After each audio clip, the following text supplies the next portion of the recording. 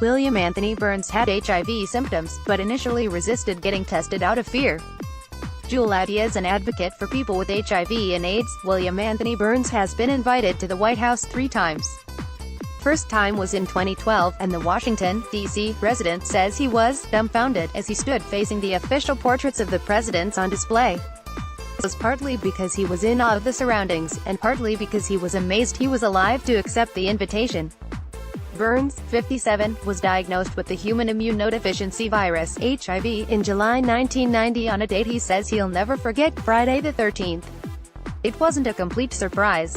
He had symptoms of HIV, fever, night sweats, swollen glands, fatigue, muscle aches, since 1984, but didn't get tested out of fear of confirming what he suspected. My partner had been sick a couple of times, and when they tested him for HIV the results came back positive, and a few people I knew had died of AIDS, he says. I finally went for testing because I had no choice. Burns was devastated by his diagnosis. A friend who had intended to meet him when he received the test results could not be there. Not knowing where to turn for support, Burns, who had been homeless before, found himself back on the street and using crack cocaine to numb the pain.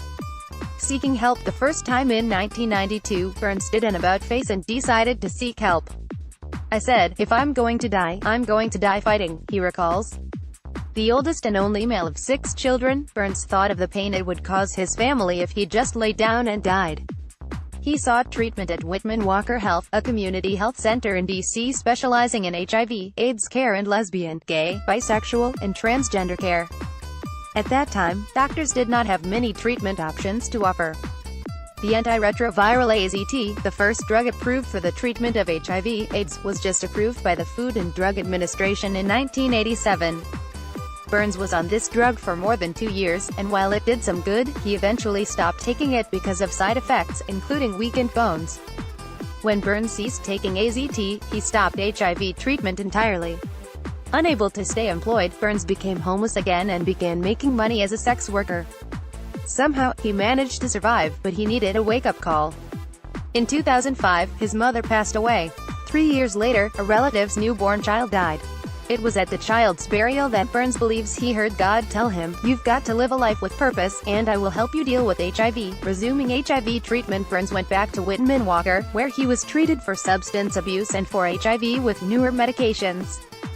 He responded so well that his viral load became undetectable.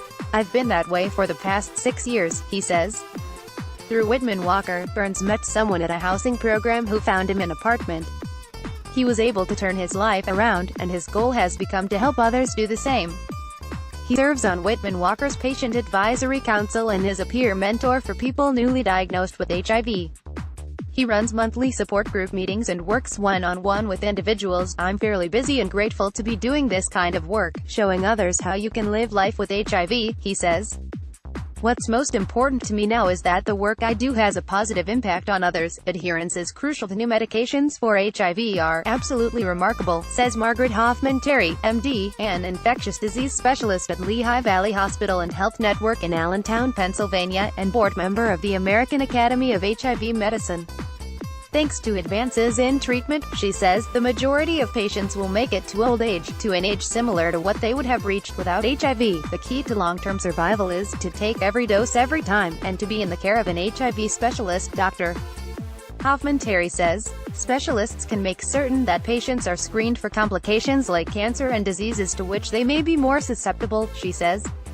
Older HIV-positive people are susceptible to the same chronic diseases as their counterparts who do not have HIV, as well as illnesses associated with co-infections, according to an April 2013 report in JAMA. Burns says he knows how important adherence is for HIV management. More often than not, I'm adherent to my medications, and I keep my appointments with my therapists, who help me with anxiety, he says. Working as a mentor can no doubt help people like Burns live well with HIV, says J. Wesley Thompson, a physician's assistant at Rosedale Infectious Diseases in Rosedale, North Carolina. People with HIV need to get over their guilt and reduce stress to stay healthy, he says. Helping others lowers your stress level. Thompson says, by helping others, Burns is helping himself.